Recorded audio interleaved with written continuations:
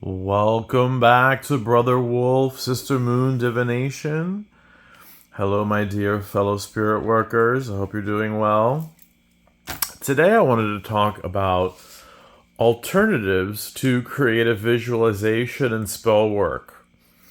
So, did you know that you can use the tarot cards as important archetypes in your spell work or your creative visualizations? So let's say you're working on something or you want an outcome and you're working your spirit work. Consider using the tarot because each card is an archetype. So referencing Carl Jung and his idea about the collective unconscious and how we all live through these different archetypes at different points in our life. And we can call on the strength and power and symbolism of these cards.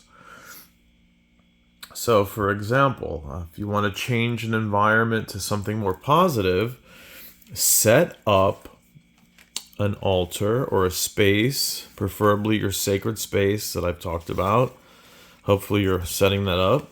And remember, it can be very small and humble, and sometimes needs to be hidden. It just depends on your situation. So, fine. As long as you get to work on it and keep that energy focused and moving the energy as you need to and for a better outcome. So the sun card, so positive. So imagine you put this sun card, and let's say you put this here victory card along with perhaps one of the aces.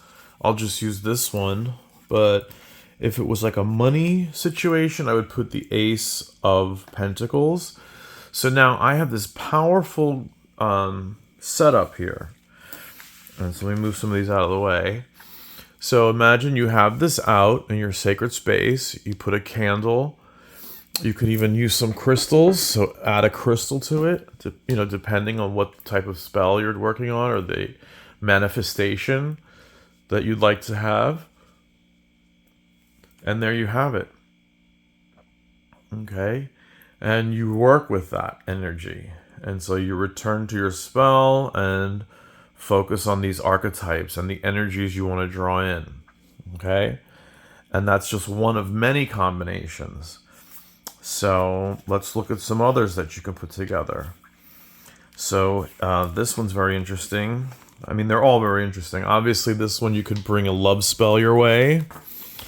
So this is the classic, right? The Lover's card. But be warned, my dears, and you probably know this already, that when you put something in motion, you can't just expect it to stop. Let's say you changed your mind and, you did some love spell and now you're like, wait a second, change of plans, I've changed my mind. Well, that energy now has been set in motion and it's going to have to run its course. It's just the way it is. So always be cautious, that famous expression, be careful what you wish for. Because it just might come true. And then what are you going to do? So there's many different cool opportunities with these. And of course, here are some more powerful ones. Let's say you're working on something where you have to focus your energy. Well, who better to bring into the story but the magician? And all the four elements are there available to the magician to work what needs to be worked. Also the chariot, drive this forward. Okay, another wand, the ace of wands, setting this thing in motion, and this powerful chariot driving the thing you want. And that could be, so that might be a nice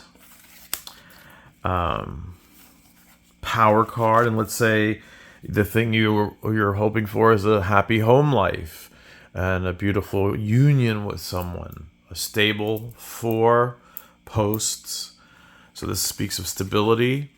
So you put a pink candle or a red candle and maybe some flower petals, some rose petals scattered.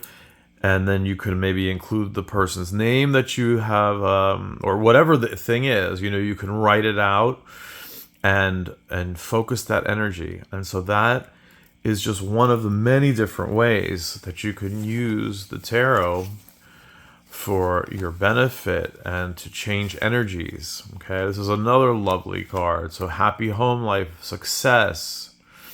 So be creative. And this follows cognitive psychology and the unconscious mind, as Jung and Freud talk about. And so there's a lot going on. The power of the mind, of course, is a big part of spiritual work and just everyday life. And when we focus our energies, and also self-reflection, so we have to delve into that shadow work, as Jung talks about, and understand who we are, know thyself, as Joseph Campbell referenced of Socrates in the reading I gave recently. So that's the first thing, always, know yourself and really be able to work through your shadow work to improve yourself. And so certainly the tarot can help us focus our energies, much like a creative vision board. So if you've ever worked with a vision board, they work. It may not exactly work how you think it was going to, but it'll manifest. So the power of the mind, and of course I add to that, these spiritual forces, which are just undeniable. If you're in tune, and I'm guessing many of my viewers are, my beginner, intermediate, advanced, you just pick up energies, and you can really focus and get more fine-tuned and more open. And that comes from practicing and meditation but definitely be open to those vibes you get. If you're one of my spirit worker types, if you're a spirit worker, you don't have a choice. It's just part of you, who you are. And it's like being an artist in a way, that the artist has to be the artist, or the musician has to be the musician, or the writer has to be the writer. It's part of our essence. And not everybody is as attuned, although of course everyone has some kind of psychic energy, right? Psychic ability and connections. We're all creatures of the earth, right? But maybe don't pay attention to it as much, or are afraid of it. And so for whatever reason, we've been called. And so something to consider. So always honor those feelings, those gut feelings especially. Recently, for example, I was out in public, and all of a sudden I got this weird vibe from this individual.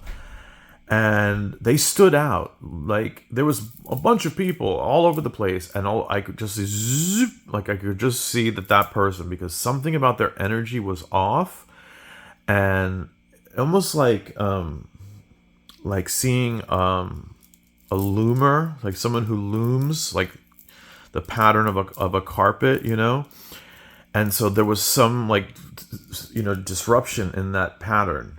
I can't explain it any other way, and I'm guessing you have your own ways of feeling these energies, and they come to you either visually or a feeling, or you have even like a sense of smell, like your smell detects something like off, or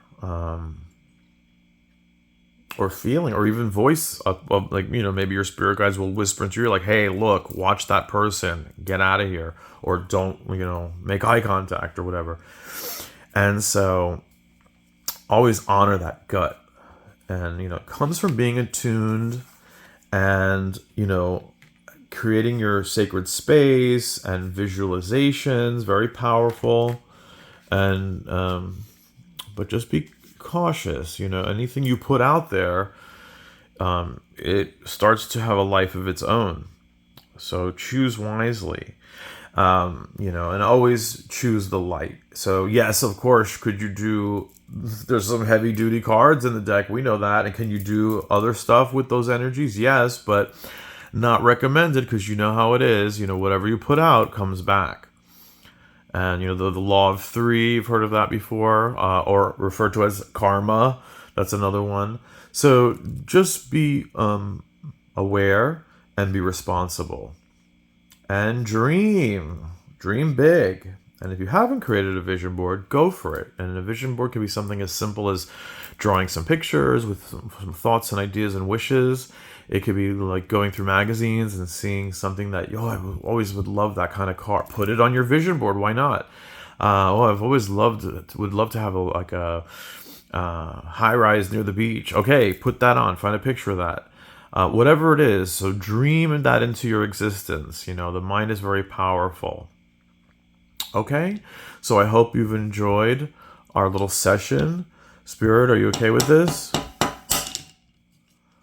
Okay, very good. So with that, I will say blessings, be well, and God is love.